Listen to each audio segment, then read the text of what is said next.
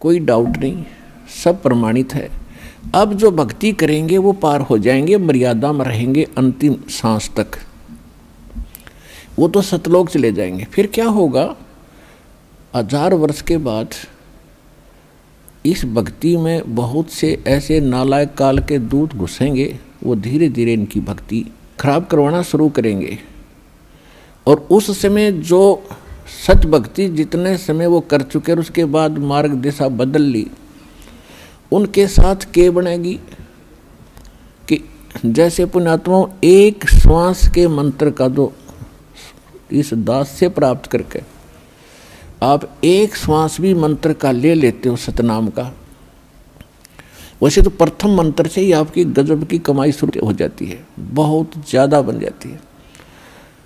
और यदि सतनाम का मंत्र भी आपने साल 2 साल 3 साल 4 वर्ष कर लिया और सारनाम ना भी मिला तो भी आपकी ढेर सारी कमाई बन जाती है। और फिर काल क्या करेगा, क्योंकि आपके पुण्य तो वो देगा, उसने तो ऊपर होटल बना रखे हैं, स्वर्ग महास्वर्ग में और ज़्यादा टैक्स है देता है वो आपसे, आपके पुण्यों से कहीं 20%, कहीं 25%, कहीं पर 10%, ऐसे उसने अपने टैक्स लगा रखे। और जो खर्चा आप खाते हो वो अलग है, वो तो आपकी ही पूंजी से होगा। तो आपको स्वर्ग महास्वर्ग में रख देता है और वहाँ आपके पुण्य आपके साथ होते हैं। जब महास्वर्ग के अंदर आपके पुण्य खत्म हुए उसके बाद स्वर्ग में ले आता है, नीचे एक अलग से एक स्वर्ग है, उस महास्वर्ग से अन्य जो कॉमन स्वर्ग है, उसमें भी जब आपके पुण्य खत्म हो जाते हैं फिर आपको पृथ्वी पर डाल देता है। तो वो पुण्यात्मा इतना समय वहाँ रहती हैं स्वर्ग में, महास्वर्ग में, फिर उनको सतयुग में प्रारंभ में जन्म देता है। इस भक्ति युग में की हुई भक्ति उनकी इतनी प्रबल हो जाती है कि फिर वो सतयुग में प्रथम जन्म लेते हैं।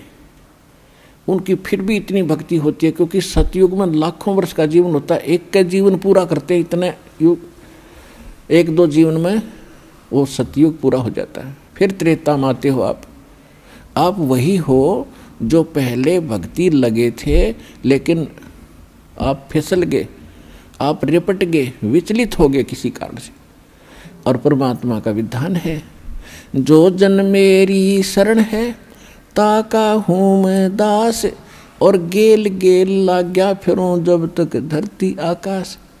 एक बार इस सच्चे नाम से आज कोई जुड़ जाएगा, आज उसने नाम ले लिया, कितना रोगी है और चाहे उसकी कल मृत्यु हो जा, नाम लेते भी हो जा, तो अभी परमात्मा अपने बही में लिख लेगा उस आत्मा को कि मेरी होगी भी।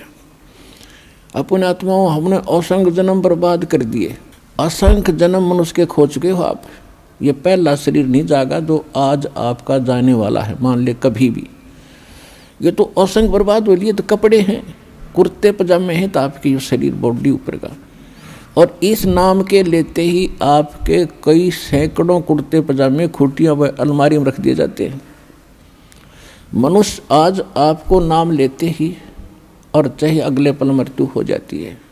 वैसे तो ऐसा नहीं होगा, जो सच्चे दिल से आते हैं उनको राहत मिलती है, उनका मनुष्य जीवन एक्सटेंड होता है, आयु भी बढ़ाता है परमात्मा। एक उदाहरण के लिए कहते हैं कि जो अविश्वास रूप में भी आकर नाम ले लिया, अब देखेंगे किसी के कहने से आते हैं रोगी बहुत से, तो कि देख लेते हैं एक बार चल कर, तो वो उनको भगवान वैसे उसको एक्सटेंड नहीं करेगा, उनका पता है कि इसको मैंने जीवन भी दे दिया, यू आगे फिर वो बकवाद करेगा। तो परमात्मा ने तो अपनी आत्मा देखनी है कि इसका उद्धार क्यों कर होगा। तो नाम लेते ही यदि उसकी मृत्यु भी होगी तो भी भगवान के अकाउंट में आ गया, और 10 महीना में फिर जन्म देकर उसको फिर बरवाला बुला लेगा, वह शुरुआत होगी उसके जीवन की।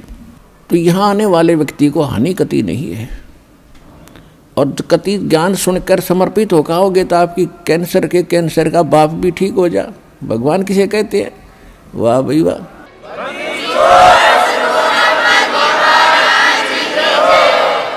यहाँ पर कम से कम लाखों भक्तों के कैंसर तक के रोग ठीक हो चुके हैं, जिन्होंने समर्पित भाव से परमात्मा पर विश्वास करके नाम लिया और मर्यादा निभाई। क्योंकि दुखी आदमी मर्यादा खूब निभाता है, सुखी तक गड़बड़ कर देता है, समाज को गणा देखे, उसने तो अपनी जान दिखाई देती है, तो उस पर जल्दी राजी हो है भगवान, जल्दी प्रसन्न होता है, उसका जीवन भी बढ़ावेगा और उसको रोग से मुक्त भी करेगा, लेकिन करेगा अपने हिसाब से, उसकी नीत देख के कि आगे कहीं और गड़बड़ ना कर दे।